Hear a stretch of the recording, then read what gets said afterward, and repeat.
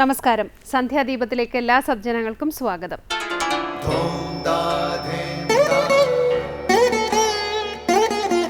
ശുഭം ഭവതു കല്യാണമായുസാരോഗ്യവർദ്ധനം സർവദുഃഖ വിനാശായ സന്ധ്യാദീപം നമോസ്തുതേ.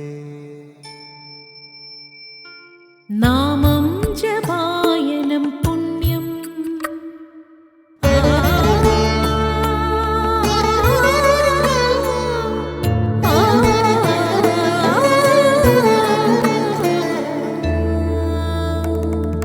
നാമം ജപായനം പുണ്യം നിരുപമദീപാങ്കുരം പോലെ സ്വരശ്രുതിലയവരമതുലം ദീവാങ്കണം മോക്ഷസംഗീതസാരം നീളും വഴിത്താരയിൽ ജീവതാരം മന്ത്രാലാപം മായാവിൻ നിൻ പ്രസാദം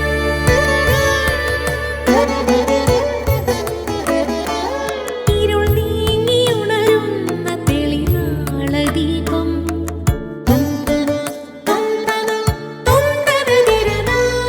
ഇരുൾ നീങ്ങിയുണരുന്ന തെളിനാളദീപം പ്രണവാമൃതം ചൊരിയുന്ന ദീപം ദീപം ദീപം ദീപം ദീപം സന്ധ്യാദീപം.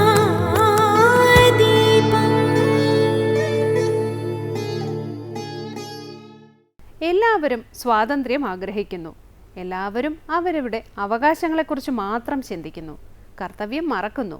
ഒരിടത്ത് അമിതമായ സ്വാതന്ത്ര്യമുണ്ടെങ്കിൽ അത് മറ്റൊരിടത്ത് മുറിവുണ്ടാക്കും.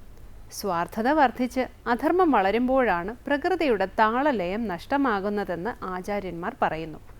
നിയന്ത്രണമില്ലാതെ മനസ്സിലുയരുന്ന ആഗ്രഹങ്ങളെ തൃപ്തിപ്പെടുത്താൻ പോയാൽ അത് നമ്മെ നിരാശയിലേക്കേ നയിക്കുകയുള്ളൂ. ഒരാഗ്രഹം സാധിച്ചാലുടൻ ഇരട്ടി ആഗ്രഹങ്ങൾ വന്നു കഴിയും.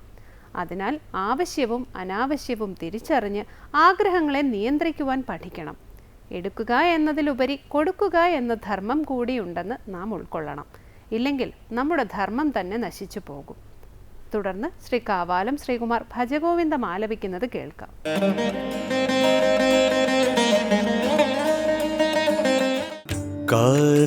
कातेष्टादश देशे चिन्ता वातुल तव किं नास्ति नियन्त कातेष्टादश देशे चिन्ता वातुल तव किं नास्ति नियन्त यस्त्वां हस्ते सुदृढनिबद्धं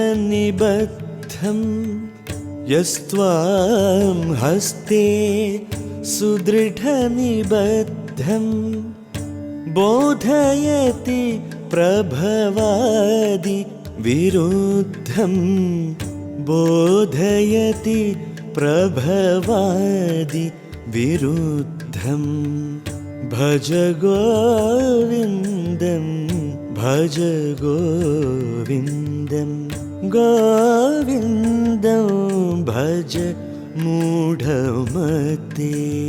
ഇനി ശങ്കര സ്തോത്രാമൃതം. അനേക ദിശയിൽ തിരിഞ്ഞ ചിന്തകളോടൊത്ത് ഒട്ടും ഏകാഗ്രതയില്ലാത്തവർക്ക് ഒന്നിലും ശ്രദ്ധയുറപ്പിക്കാനാകില്ല.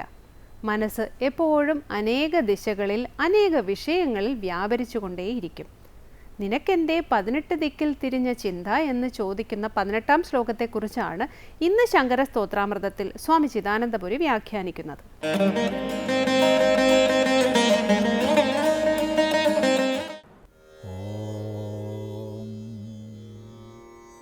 ഗുരുർബ്രഹ്മാ ഗുരുർവിഷ്ണു ഗുരുർദേവോ മഹേശ്വരഃ ഗുരു സാക്ഷാത് പരം ബ്രഹ്മ തസ്മൈ ശ്രീ ഗുരവേ നമഃ. ഓം സദാശിവസമാരംഭാം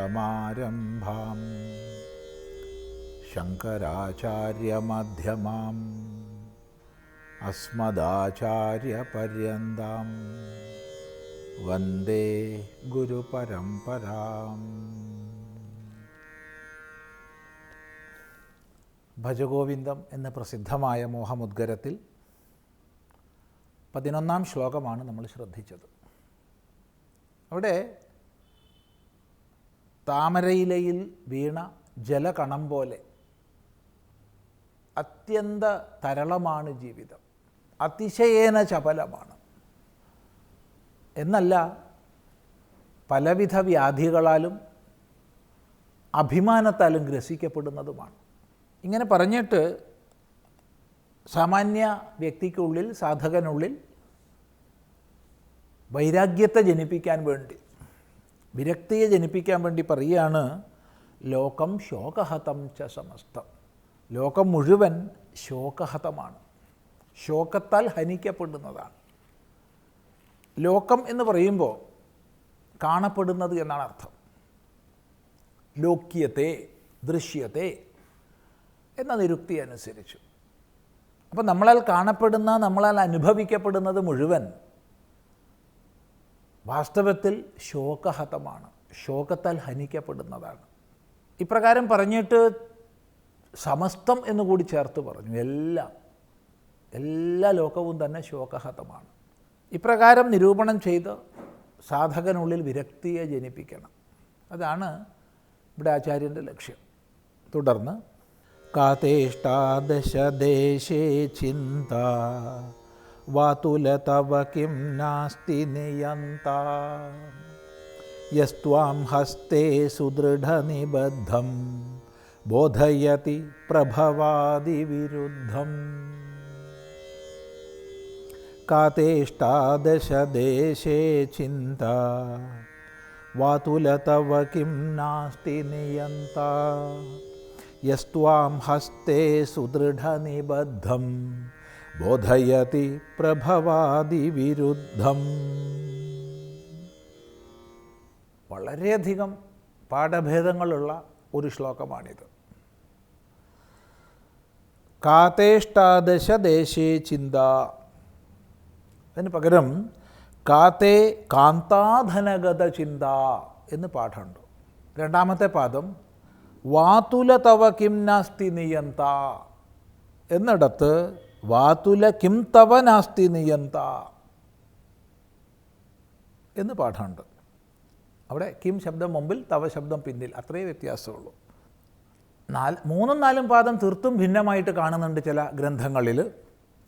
ത്രിജഗതി സജ്ജന സംഗതിരേഖ ഭവതി ഭവാർണവ തരണേ നൗക എന്നാണ് ആ പാഠം. ആ പാഠം കൂടി നമുക്ക് ചിന്തിക്കാം. ഇത്രയും പാഠഭേദങ്ങൾ വളരെ പ്രചരിതമായി കാണുന്നുണ്ട്. ആദ്യം വായിച്ച പാഠം ആദ്യം പറയാം, പിന്നെ ക്രമമായി പാഠഭേദങ്ങളെ പറയാം. കാതേഷ്ടാദശദേശേ ചിന്ത ഒരു ചോദ്യമാണ്. തേ നിനക്ക്, അഷ്ടാദശദേശേ കാ ചിന്ത, നിനക്കെന്താടോ 18 ദിക്കിൽ പിരിഞ്ഞ ചിന്തയോടൊത്തിരിക്കുന്നത് നീ? നിനക്കെന്താണ് 18 ദിക്കിൽ ചിന്ത? ഇവിടെ 18 ദിക്ക് എന്നുള്ളതൊരു ശൈലിയാണ്. സാധാരണഗതിയിൽ നമ്മൾ 4 ദിക്ക് പറയാറുണ്ട്. ഇനി കോണദിക്കുകൾ കൂട്ടി പറഞ്ഞാൽ, അവാന്തര ദിശകൾ കൂട്ടി പറഞ്ഞാൽ 4ഉം 4ഉം 8 ആവാം. ഇനി താഴെയും മേതയും കൂട്ടി പറഞ്ഞാൽ 10 ആവാം. 10 ദിക്കുകൾ വരെ നമുക്ക് പറയാം. എങ്കിലും നാനാവിധ ഭാഗങ്ങളിലേക്ക് ഛിന്ന ഭിന്നമായ ചിന്തകളോട് കൂടിയവനോട് ചോദിക്കുകയാണ്, നിനക്കെന്താ 18 ദിക്കിലേക്ക് പിരിഞ്ഞ ചിന്ത എന്ന്. അതൊരു ശൈലിയാണ്. അവിടെ 18-ന് 18 എന്ന് അർത്ഥം എടുക്കണ്ട, അനേകം എന്നർത്ഥം എടുത്താൽ മതി. അപ്പോൾ ഒട്ടും ഏകാഗ്രതയില്ലാതെ പലതിലേക്ക് ഛിന്ന ഭിന്നമായി പോകുന്നതായ ചിന്ത എന്തുകൊണ്ടാണ് നിനക്ക്? ജീവിതത്തിൽ ഏത് മാർഗത്തിലായാലും വിജയിക്കുന്നതിന് വേണ്ടത് ഏകാഗ്രതയാണ്. ഏകാഗ്രതയില്ലാതെ നീ എന്താ അലയുന്നത്? എന്നിട്ട് പറയുകയാണ്, ഹേ വാതുല. വാതുലൻ എന്ന് പറഞ്ഞാൽ വാക്കിനർത്ഥം ഭ്രാന്തൻ എന്നാണ്, ഭ്രമിച്ചവൻ. ഇവിടെ നമുക്ക് ഒട്ടും മനോനിയന്ത്രണമില്ലാത്ത ഒരാളെ വാതുലൻ എന്ന് വിളിക്കാം. ഒട്ടും മനോനിയന്ത്രണം ഇല്ലാതെ തിളച്ചുകൊണ്ടേയിരിക്കുന്ന മനസ്സോടൊത്തവൻ, അവനെ വാതുലൻ എന്ന് വിളിക്കാം. ശരിക്കും ഭ്രാന്തൻ എന്നാണ് അർത്ഥം. ഹേ ഭ്രാന്ത, ഹേ ഭ്രമിച്ച മനസ്സോടൊത്തവനെ, കിം തവ നിയന്താനാസ്തി, നിനക്കൊരു നിയന്താവില്ലേ? നിനക്കൊരു നിയന്താവില്ലേ എന്നുള്ളത് രണ്ടർത്ഥത്തിലാണ്. ഒന്ന്, എല്ലാ വ്യവഹാരങ്ങളെയും നിയന്ത്രിക്കുന്ന ഈശ്വരനെക്കുറിച്ച് നിനക്കൊരു ധാരണയില്ലേ? രണ്ടാമത്തത്, നിൻ്റെ തന്നെ മനസ്സ് ഇങ്ങനെ 18 ദിക്കിലേക്ക് അലയുന്ന സമയത്ത് ഒരു നിയന്ത്രിത്വം നിനക്കില്ലേ? നിനക്കെന്താ നിയന്ത്രിക്കണ്ടേ? നിൻ്റെ മനസ്സിനെ നീയല്ലാതെ മറ്റാര് നിയന്ത്രിക്കും? യഥാസമയം നീ മനസ്സിനെ നിയന്ത്രിക്കുന്നില്ലെങ്കിൽ മനസ്സ് നിന്നെ നിയന്ത്രിക്കും. അതിൽ യാതൊരു സന്ദേഹവുമില്ല. അതുകൊണ്ട് മനുഷ്യൻ തൻ്റെ ജീവിതത്തെ കൃതാർത്ഥമാക്കുന്നതിന്, ശരിയായ മാർഗത്തിലൂടെ നയിക്കുന്നതിന്, അതേത് മാർഗത്തിൽ ജീവിക്കുന്ന ആളായാലും കൊള്ളാം, അനിവാര്യമായി പ്രഥമമായി വേണ്ടത് അയാളുടെ മനസ്സ് നിയന്ത്രിതമായിരിക്കണം. അതാണ് ചോദിക്കുന്നത്, തവക്കിം നാസ്തി നിയന്ത, നിനക്കെന്താ ഒരു നിയന്താവില്ലേ? മനസ്സിനെ നിയന്ത്രിക്കേണ്ടുന്ന ഭാവം നിനക്കില്ലേ? എന്തുകൊണ്ട് നീ അത് ചെയ്യുന്നില്ല? നീ വേണ്ടതുപോലെ മനസ്സിനെ നിയന്ത്രിക്കുന്നില്ലെങ്കിൽ അപ്പോൾ 18 ദിശകളിൽ ചിന്തിച്ചു പോകും. കാണുന്നതിനെക്കുറിച്ച് മുഴുവൻ ചിന്തയായിരിക്കും, എങ്ങും എത്തിപ്പെടില്ല. അവസാനം ജീവിതം വ്യർത്ഥമായി തീരും, ഒടുവിൽ പരിതപിക്കേണ്ടി വരും. ഇതാണ് ഈ വാക്യത്തിൻ്റെ ചോദ്യത്തിൻ്റെ താത്പര്യം. എന്നിട്ട് ചോദിക്കുകയാണ്, യസ്ത്വാം ഹസ്തേ സുദൃഢനിബദ്ധം ബോധയതി. എന്തിനെ? പ്രഭവാദിവിരുദ്ധം. പ്രഭവാദിവിരുദ്ധമായ, പ്രഭവം എന്ന് പറഞ്ഞാൽ ആരംഭം, ഉദ്ഭവം. പ്രഭവാദി പറഞ്ഞതിലൂടെ ഉദ്ഭവം, നിലനിൽപ്പ്, വളർച്ച, മാറ്റങ്ങൾ, തളർച്ച, മരണം, ഈ ഷഡ്ഭാവങ്ങളാണ്. അപ്പോൾ ഉദ്ഭവം തുടങ്ങിയവ ഇല്ലാത്തതായ നിൻ്റെ കൈവശമുള്ള വസ്തുവെ, ഹസ്തേ സുദൃഢ നിബദ്ധം, നിൻ്റെ കയ്യിൽ സുദൃഢമായി നിലനിൽക്കുന്ന സത്യത്തെ ആരാണ് നിനക്ക് ബോധിപ്പിക്കുക? ചോദ്യമാണ്. ചോദ്യത്തിൻ്റെ താത്പര്യം മറ്റാരും ബോധിപ്പിക്കാനില്ല, നീ തന്നെ ബോധിക്കണം. അതിനാദ്യം വേണ്ടത് മനോനിയന്ത്രണമാണ്. എന്ത് നീ അത് ചെയ്യാത്തത് എന്ന് ചോദ്യം. ഈയൊരു ശ്ലോകത്തിൻ്റെ അന്ത്യപാദം ഒന്നും കൂടി വിചാരം ചെയ്യേണ്ടതുണ്ട്. അത് നമുക്ക് അടുത്ത പ്രാവശ്യം ആവട്ടെ. സന്ധ്യാദീപം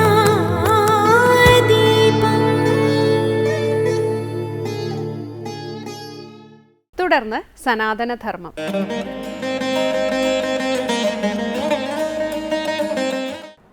ശിവായ. നമുക്ക് വളരെ വിഷമം ഉണ്ടാകുമ്പോൾ, ദുഃഖം ഉണ്ടാകുമ്പോൾ, നമ്മളെന്തെങ്കിലും വലിയ പ്രശ്നങ്ങളെ നേരിടുമ്പോൾ നമ്മളെന്താ ചെയ്യുക? നമ്മളിങ്ങനെ താടിക്ക് കൈയും കൊടുത്ത്, അല്ല ഇങ്ങനെ തലയ്ക്ക് കൈയും വെച്ച് ഇരിക്കും. അതാണ് സാധാരണ നമ്മൾ ചെയ്യാറുള്ളത്. അപ്പോൾ ഇങ്ങനെയുള്ള സന്ദർഭങ്ങളിൽ നമുക്ക് വേണ്ടത് എന്താണ്? നമുക്ക് വേണ്ടത് നമ്മുടെ മനസ്സിനെ ഒന്ന് സ്വസ്ഥമാക്കുക.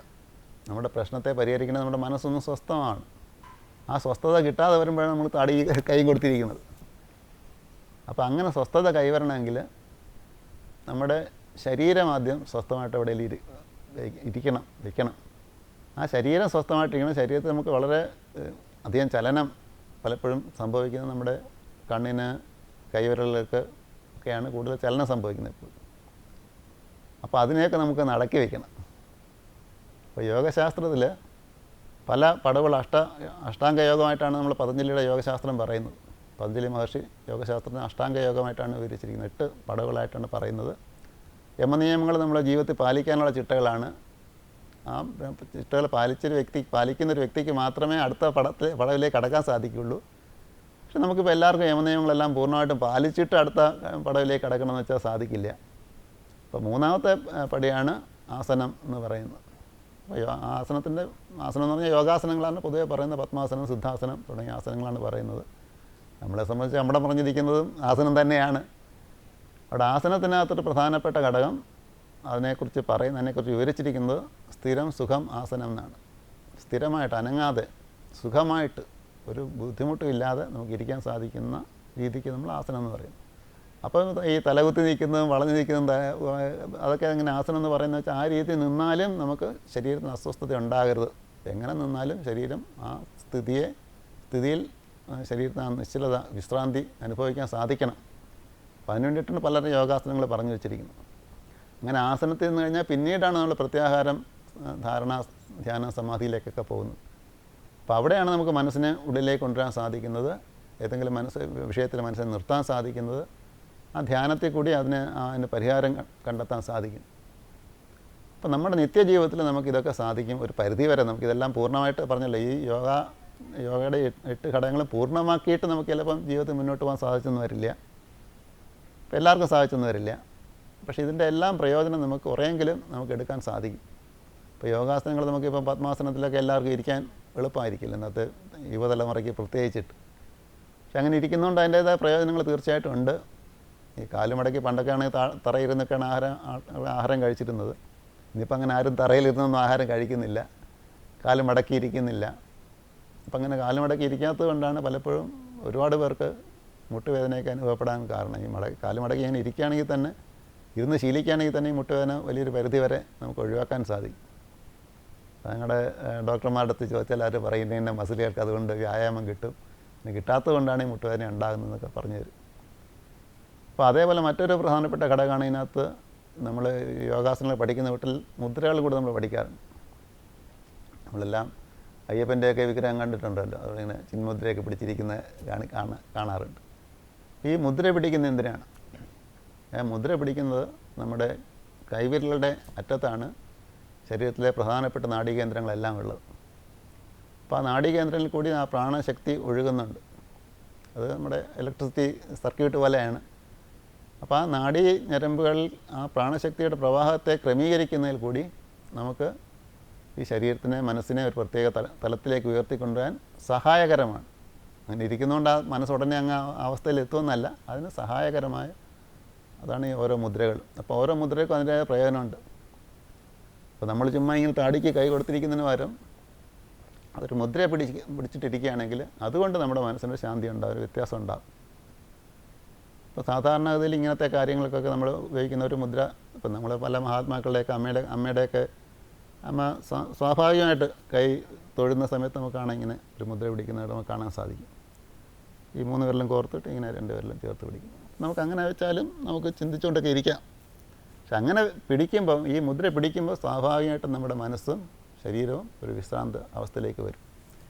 അപ്പം ഇങ്ങനെയുള്ള മുദ്രകൾ നമ്മൾ കുറച്ചൊന്ന് മനസ്സിലാക്കി വയ്ക്കുന്നത്, പരിശീലിച്ച് വയ്ക്കുന്നത് ഒരു ബുദ്ധിമുട്ടുള്ള കാര്യമില്ല. ഇതിന് ഇങ്ങനെ മുദ്ര പിടിക്കാൻ എന്താ ബുദ്ധിമുട്ട്? ഒരു ബുദ്ധിമുട്ടുമില്ല, എല്ലാവർക്കും ചെയ്യാം. പത്മാസനം ഇരിക്കാൻ ബുദ്ധിമുട്ടുണ്ടാകും, മുദ്ര പിടിക്കാൻ എന്താ ബുദ്ധിമുട്ടുള്ളത്? ഇത് മാത്രമല്ല, ധാരാളം മുദ്രകളുണ്ട്. നമുക്ക് മറ്റൊരു മുദ്ര നമുക്കിങ്ങനെ എല്ലാവരുടെ അറ്റം കൂട്ടിമുട്ടിക്കുക എന്നുള്ളതാണ്. നമ്മളിങ്ങനെ മേശപ്പുറത്ത് കൈവയ്ക്കുമ്പോൾ നമുക്കങ്ങനെ കൈവച്ചുകൊണ്ടിരിക്കാൻ സാധിക്കും. നമ്മൾ ഇൻ്റർവ്യൂവിനും മറ്റും പോകുമ്പോൾ ചിലപ്പോൾ നമ്മുടെ മനസ്സ് വളരെ ചഞ്ചലമായിരിക്കും. അങ്ങനെ സമയത്തൊക്കെ നമ്മൾ ഈ രീതിയിൽ നിന്ന് കൈവയ്ക്കുകയാണെങ്കിൽ തന്നെ നമ്മുടെ മനസ്സ് വളരെ ശാന്തമായി തീരും. നല്ല ബുദ്ധൻ്റെ ധ്യാനമുദ്ര, ബുദ്ധൻ ധ്യാനത്തിലേക്ക് നമ്മൾ കണ്ടിട്ടുണ്ട്. കൈ വെച്ചിട്ട് തള്ളവിരൽ തമ്മിൽ കഷ്ടിച്ച് തുടത്താക്കവണ്ണം ഇങ്ങനെ പിടിച്ചുകൊണ്ട് മടി വെച്ചുകൊണ്ടിരിക്കുന്നു. ആ രീതിയിൽ നമ്മുടെ കയ്യിൽ മടി വെച്ചാലും നമ്മുടെ മനസ്സ് വളരെ പെട്ടെന്ന് ശാന്തമായി തീരുന്നതായിട്ട് കാണാൻ സാധിക്കും.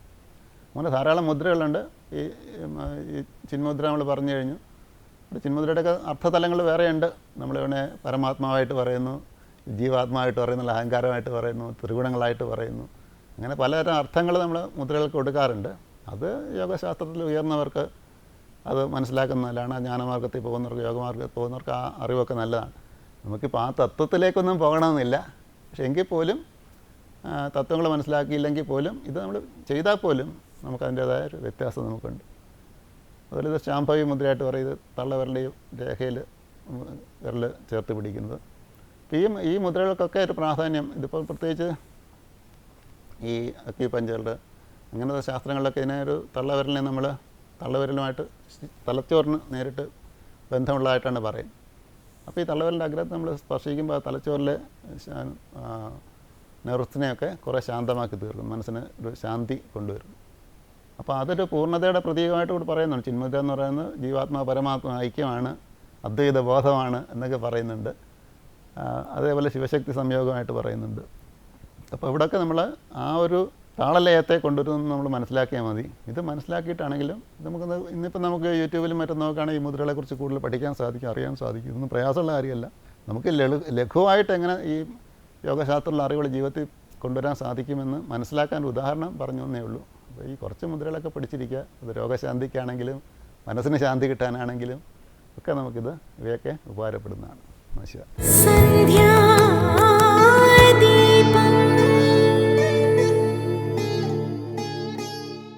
അടുത്തതായി ദീപാരാധനയാണ്. ക്ഷേത്ര സന്നിധിയിലെത്തി മംഗളാരതി തൊഴുത് ഇന്നത്തേക്ക് മടങ്ങാം. എല്ലാവർക്കും നമസ്കാരം.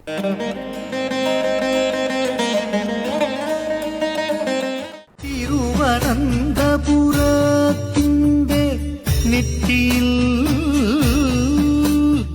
തിലകമായി പൗർണമി കാവ്,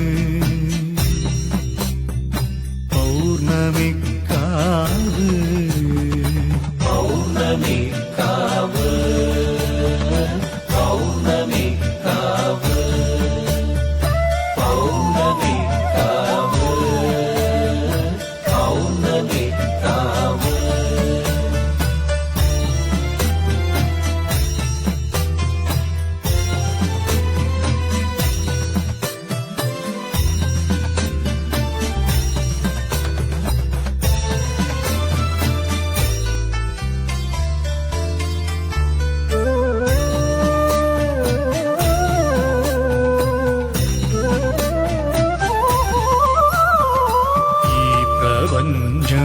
പ്രപഞ്ചമുറങ്ങുമ്പോൾ അമ്മ കാവൽ നിന്നിടും. എന്നിലാണ്ടൊരു ദുഃഖമൊക്കെ വിശ്വവിളക്കവൾ നീക്കിടും. ഈ പ്രപഞ്ചമുറങ്ങുമ്പോൾ അമ്മ കാവൽ നിന്നിടും.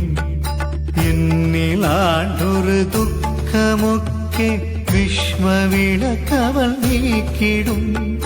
കരളിലതല്ലുന്ന സ്നേഹ കടലു താനെന്നംബിക. ദുരിത ജീവിത വീതിയിൽ വന്നൊഴി തെളിക്കുന്നോ എന്നിൽ സ്വരമുണർത്തുന്നു. തിരുവനന്തപുരത്തിൻ്റെ നെറ്റിയിൽ തിലകമായി പൗർണമി കാവ്, ഉലകിലാകയും ഒളി പരത്തും നിലവിളക്കെന്നും ഈ കാവ്, പൗർണമി കാവ്. തിരുവനന്തപുരത്തിൻ്റെ നെറ്റിയിൽ തിലകമായി പൗർണമി കാവ്, പൗർണമി കാവ്, പൗർണമി കാവ്, പൗർണമി കാവ്, പൗർണമി കാവ്, പൗർണമി കാവ്, പൗർണമി കാവ്.